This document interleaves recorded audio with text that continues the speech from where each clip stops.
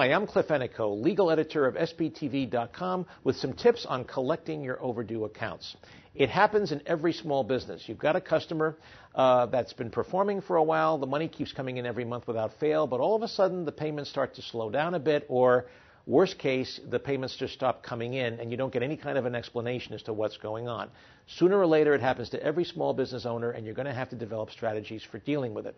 Here are some real-world tips for dealing with this very unpleasant situation. First of all, my first piece of advice, when this happens to you, when you're running your business, lose your email. Number one, pick up the phone. Get in the person's face. If you have a Skype connection with a webcam, do that instead. Let the person see you. Let the person hear your voice. A lot of times when people slow down their payments or stop making payments, it's genuinely because of a cash flow problem. They're not doing it to single you out or to hurt your business. They're doing it because legitimately their cash flow has slowed down and there's simply not enough money to pay all the debts that are coming due each month. By hearing your voice, by letting them know that there's a human being at the other end of the line, that you're depending on this payment to run your business, and also, too, that you're sympathetic with that person's situation, it'll make the conversation a lot more pleasant. It won't be antagonistic or confrontational. It'll be more of a, look, we both have a problem here. We're both good people. How do we deal with this? How do we move forward? I guarantee that by doing that 7 or 8 times out of 10, you'll be able to work out something with the person that will enable you to stay in business and enable that other person to meet their obligations to you. So, for example, working out a payment schedule, or maybe agreeing to a longer term of payment that the person can meet.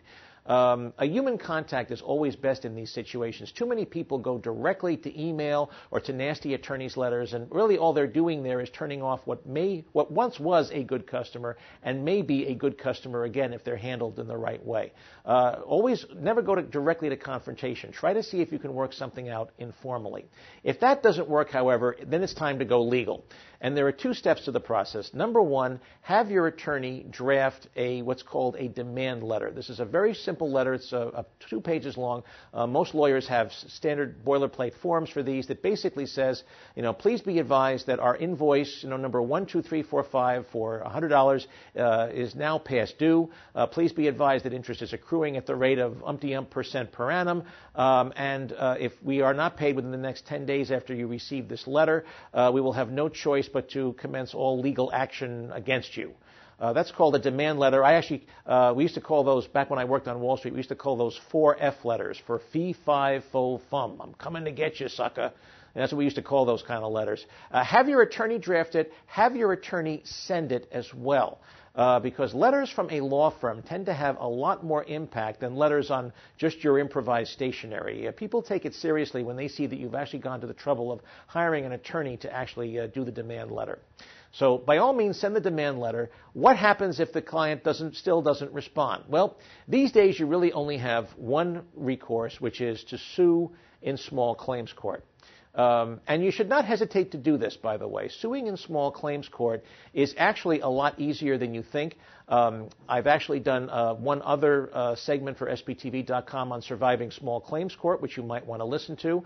Or if not, I devote a whole chapter to this topic in my new book, which is called The eBay Seller's Tax and Legal Answer Book, available wherever books are sold. I have a whole chapter on how to survive small claims court. But here in a nutshell is what you do. Bring an action in small claims court, and always bring it where the client is located, never where you're located. And there are 2 reasons for this. When you bring an action in small claims court, they serve process on the client, and they do it exactly the way they would do in any other lawsuit. They send a guy around, usually it's a state trooper or a judicial cop, who actually goes to the client's home, usually while they're sitting down eating dinner. He's got a gun, he's got a Smokey the Bear hat on, and he scares the bejesus out of everybody, is what he does. Mr. So-and-so, you're being served with a lawsuit. Pow! Trust me, that gets attention. 9 times out of 10, when they serve process like that, you will get a call from the client the very next minute, trying to work something out, because this client does not want the publicity and the bother of a local small claims court proceeding. The second reason why you want to sue somebody where they're located and not where you're located is because then you can have somebody write a very solid press release and send it to all the local newspapers in the county where this business is located saying, local business person sued for internet fraud. Let me tell you something. Before I was a lawyer, I was a reporter for a small town newspaper. I used to kill for stories like that. I always was looking for headlines like that. So don't do it yourself. Have somebody close to you write a really solid press release, saying about a local business is being sued for breach of contract, whatever, and send that around to all of the local newspapers in the county where the client is located. Believe me, you'll get some attention.